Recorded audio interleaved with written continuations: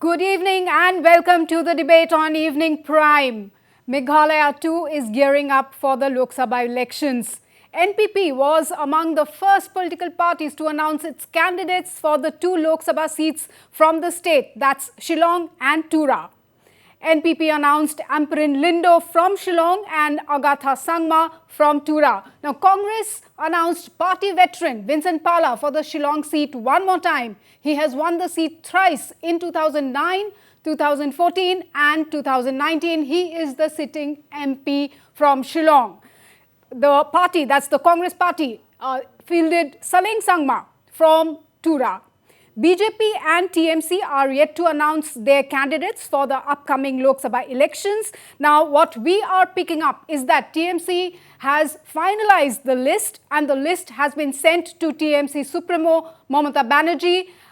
What we are also picking up from very reliable sources is that the name is going to be Zenith Sangma for the Tura seat. Now, as far as BJP is concerned, there seem to be some fissures. A rift seems to have cropped up between party veterans Sanbor Shulai and A.L. Hek for the Shillong seat. While Shulai is batting for Dr. Fenella Nonglait, A.L. Hek, a minister in the Conrad Sangma cabinet, wants to be the candidate himself.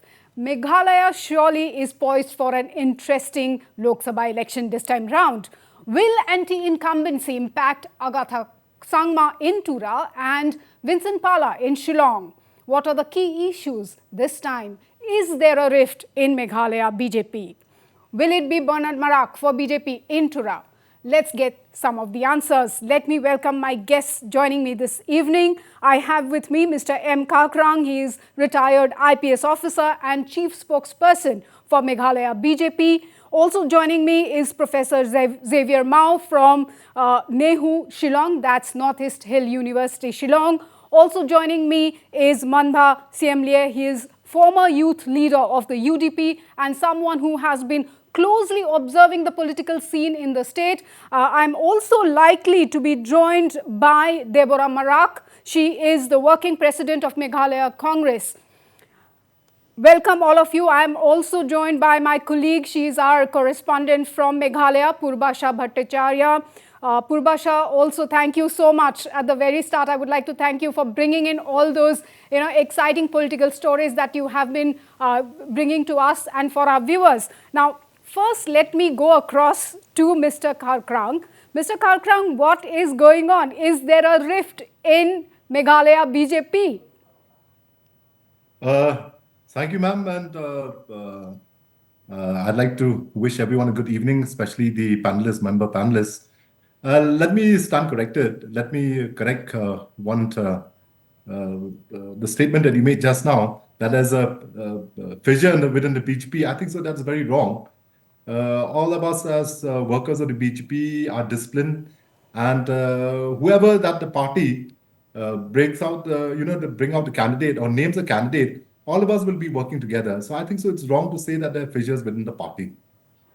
All right, but each of us may have our personal opinion, but ultimately it all depends on the national leadership. Whoever they name, then we are all together. All right, point taken. So, by when are you announcing your list of candidates? See, the names of all the aspirants have gone to Delhi, and it's for Delhi now to decide. And we do expect another couple of days, the list should be coming out. All right. 𝗟𝗏𝗧, in fact, just today morning, you got us the story where Mr. A.L. Hek, in fact, we can also play that interaction you had with Mr. A.L. Hek, clearly saying one more time that if offered a ticket, he would not say no.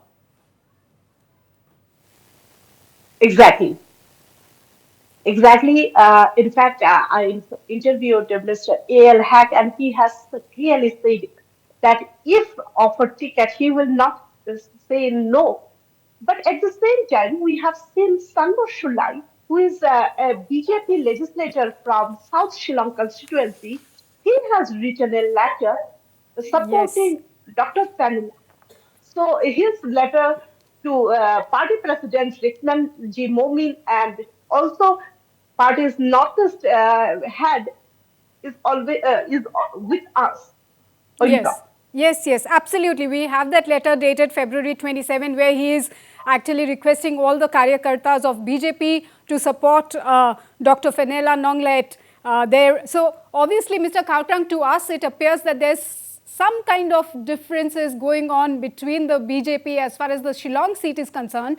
So, but you of course is saying that everybody's, they have their right to personal opinion. But do you feel somewhere that your party leaders are also behaving like some of the leaders in some of the other parties? I would not like to comment on that. But like I said, each one of them have got a personal opinion and they want to air in public. So that, but that is not the stand of the party that we have taken. In fact, you asked me today, whom are you supporting? I'll definitely say that I'll support whoever gets a ticket.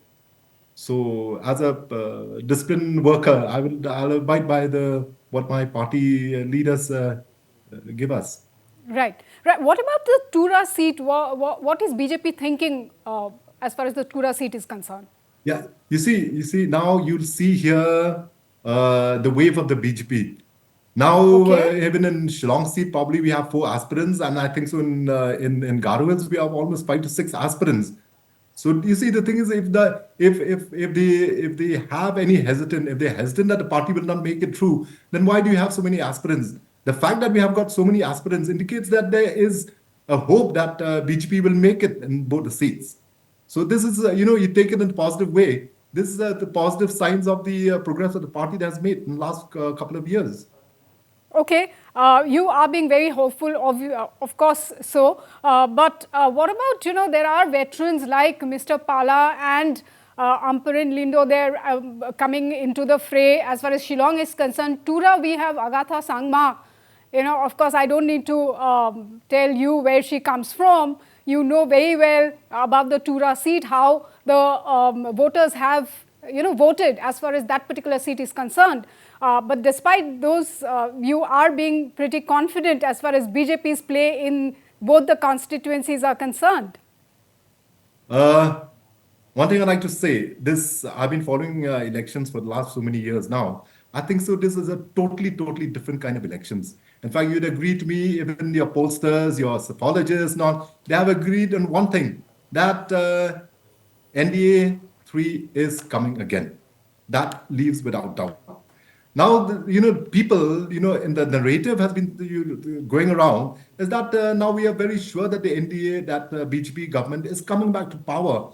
Now, why are we not taking advantage of this and ensuring that we also, Meghalaya, be part of that whole government? Because unless we are part of the whole government, we are failing in all directions. We are failing in all spheres of progress. And the only way out the cry is we need development. And for that development, the only way is that be with the BJP, be with the government, then you'll see the kind of development. So that is the kind of narrative that is being, heard all over the place. And definitely people now, they have said enough is enough. And this is time that we have to be with the government in center. Right. Let me bring in Professor Mao and Mr. 𝗟𝗓𝗪 here. Professor Mao, to you first. What is your sense this time round as far as the Lok Sabha elections in your state is concerned?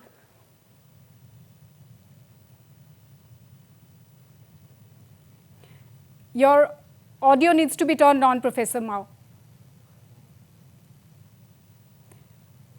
Professor Mao, your audio is still not on, I believe. Yeah, it's actually a little bit of internet problem. I'm not clearly able to hear you. All right.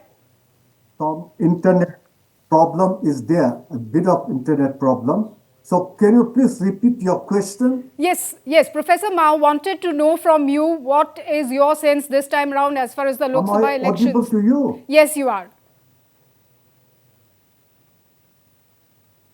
Your sense as far as Lok Sabha elections in Meghalaya I am not able to hear you. All right, we'll come back to you. Let me go to Mr. Manbha 𝗟𝗪𝗪. Manbha, you have been a youth leader. You have been with UDP till very recently, and now you're closely following whatever is happening in the political space in your state.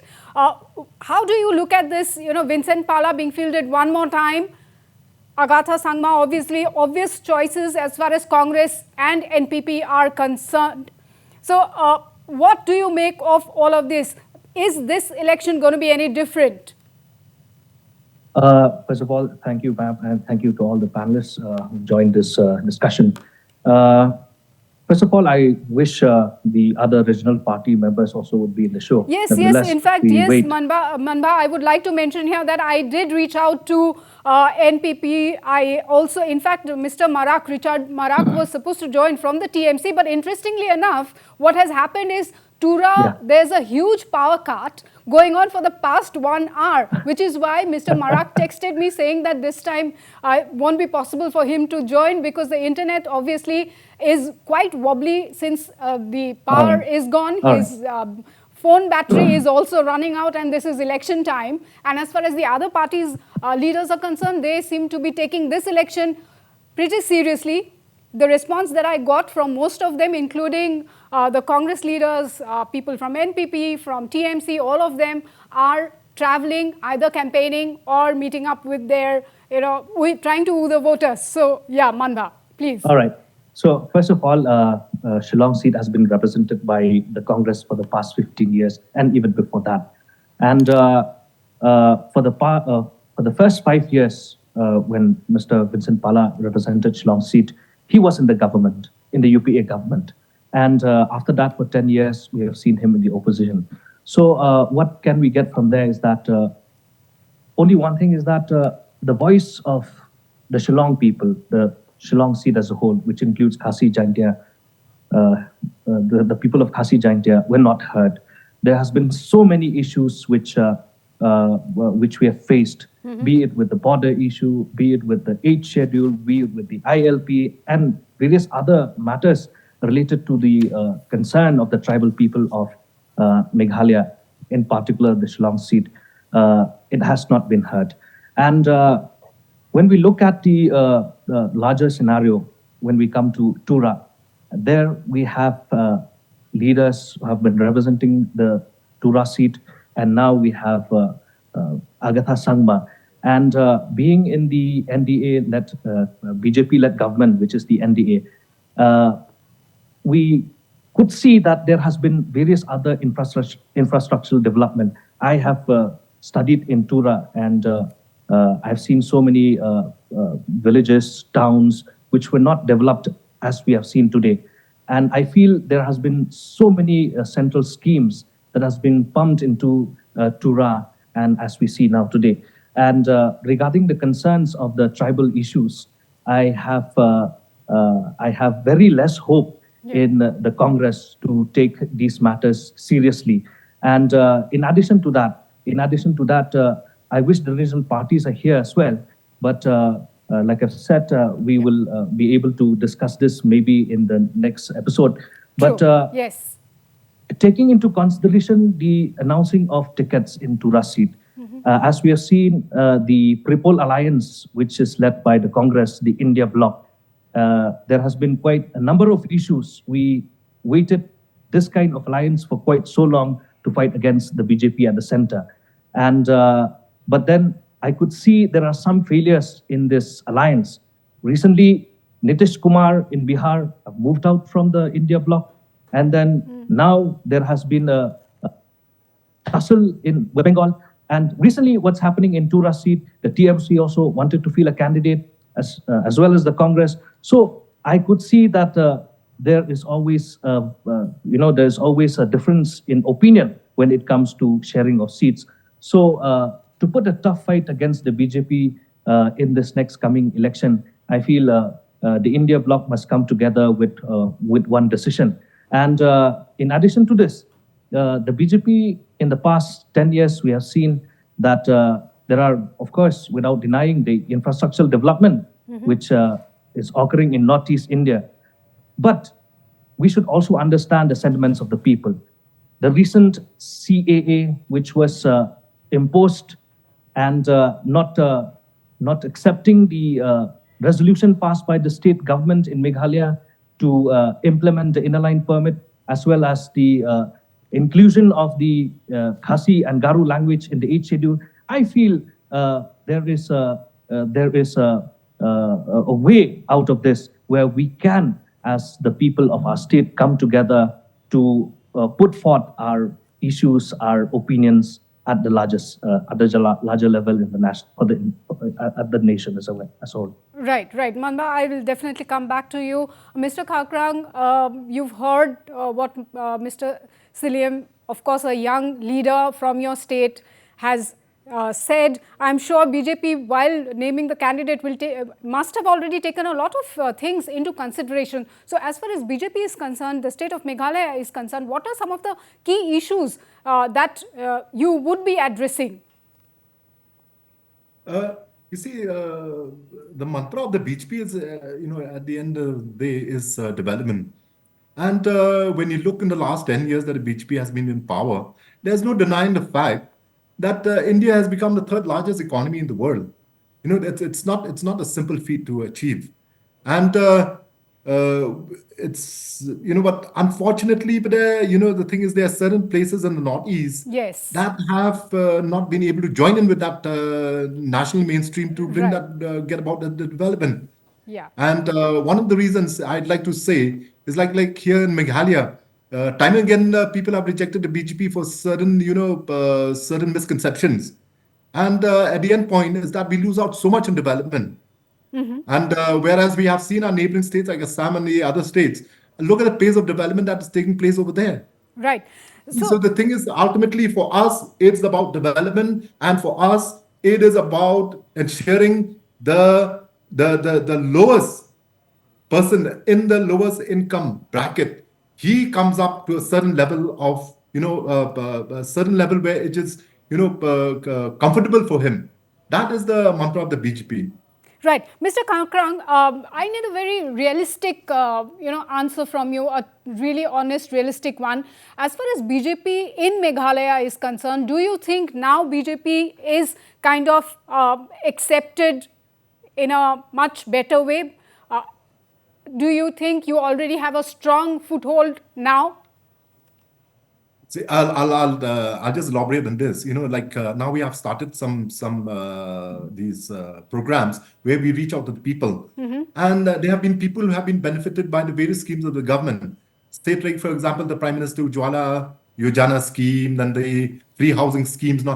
And these people have never voted for the BJP in the earlier past because they thought that this was the scheme which was given by the state government. Okay. It is only now when our workers have started to reach right up to the last mile that we started to reach out to these people. Our workers are working tirelessly on the field to tell the people that these are the schemes that the Delhi government has come to you. They have given it to you. And now only they have started realizing. And they said, if the BJP is not in control with the government in the state, can bring so much of schemes, so much of development to the state, what more? If the BJP was in power in the state, we would have seen drastic changes. So this is what our workers are doing at present. We are reaching out to the people in a very big way. All right, all right. I would like to one more time try and go to Professor 𝗟𝗏 if this is one huge challenge we face here in trying to reach out to our guests across Northeast. Professor 𝗟𝗏, if you can hear me now, I hope. Yes. Lovely. All right. I can hear you now. All right. Professor 𝗟𝗏, quickly, before I lose you again, how do you look at this time's Lok Sabha elections in Meghalaya? What are some of the key issues according to you? Well, this time the contest is very, very close. So far, there are 6 candidates, and some of the issues are common among them. One is inclusion of 𝗟𝗏𝗏 language into the 8th schedule of the Indian Constitution. Second important issue is inner line permit. And the third important issue is resolution of the border conflict. And then there are other minor issues which are also common among them. And unless it's very, very close, and the vote will be divided among the different candidates, so there will not be any absolute kind of a majority. Even the new candidate, even an independent candidate, two independent candidates, they do have a lot of issues. And some of them are, of course, about even education, health issues, then about the new education policy, and how to bring about better connectivity, and how to improve the educational standard and to make Meghalaya a developed state. Like that, a lot of important issues are there among the independent candidates. Right. And the other candidates have, I think, no new issues are involved. Okay. So this is how I look at the contest. Right. And you are expecting a tough fight for the candidates who are, some of the names are already there. We are just waiting for the candidates from TMC and BJP. Yes. Tough contest will be there. Yes. Before I close, final comments from you, Mr. 𝗟𝗏𝗏, and then to Mr. 𝗟𝗏𝗵. My final comment is that if you really desire that Meghalaya develops, I think so it's time that you give an opportunity and a chance to the BJP. Then you'll see the kind of development that the state will witness. Thank you. All right. And the last word to the young leader, the Gen next of Meghalaya, Mr. 𝗟𝗏𝗏𝗪𝗓. Before I give my final words, first of all, I would like to reiterate of what Mr. 𝗟𝗏𝗏𝗧 has said. In the name of development, we have seen so much which the BJP has come forth. But we cannot compromise peace on that. We have seen so much of violence that's happening in the mainland India, which the minorities have faced quite a lot of numbers, which either filed or unfiled cases. But nevertheless, to the people of Meghalaya, let me remind you all with the greatest words of Plato, which says, one of the punishments for not participating in politics is that you end up being governed by your inferiors. So let us use logical reason. Let us analyze of these candidates that are coming to different places with their manifestos. Let us not use emotions.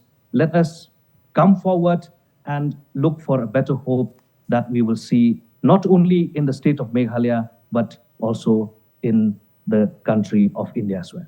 Absolutely, absolutely. Hoping for the best for every state across India, and of course a lot of development in the coming days for the entire Northeast region. We hope that this Lok Sabha elections, the Northeast is going to look much better with people getting what they really have been wanting to get. Thank you, gentlemen. Thank you, Professor Mao. Of course, because of the internet issues, could not connect with you more. Mr. 𝗟𝗏𝗏𝗧, thank you for finding time and being here on the show this evening. Of course, you too must be equally busy like all the other political leaders in your state. Mr. 𝗟𝗏𝗏𝗧, thank you once again, and thank you to my colleague Purvasha for joining me. Thank you, viewers, for watching. Keep watching Northeast Live. We will keep bringing all the breaking news, all the latest news and updates from across the region. Thank you once again. Goodbye and good night.